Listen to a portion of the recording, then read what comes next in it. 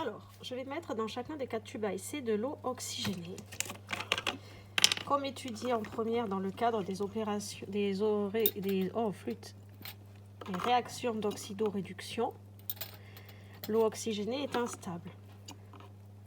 C'est-à-dire qu'elle réagit sur elle-même. C'est un ampholyte pour former de l'eau et du dioxygène. C'est pourquoi, au bout d'un certain temps, cette réaction est lente. On entend un pchit quand on ouvre le flacon, puisque c'est le dioxygène qui s'est formé qui se dégage.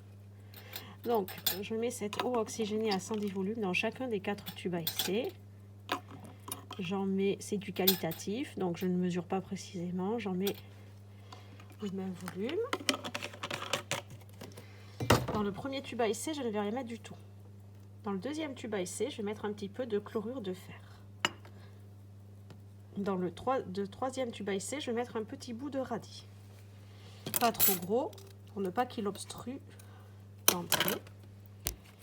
Et dans le quatrième tube à essai, je vais mettre du dioxyde de manganèse, qui est un solide noir. Et on observe ce qu'il se passe.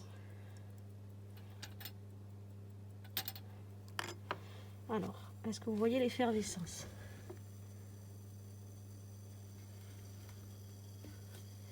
Ensuite, le radis.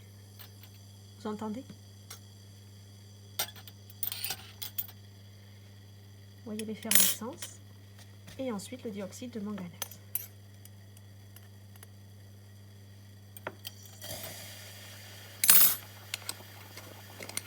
Bon, j'en ai peut-être mis un petit peu beaucoup, hein.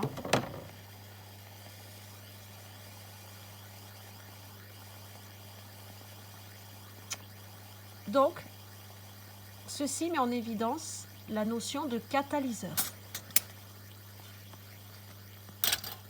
Donc, c'est le moins présent avec le radis.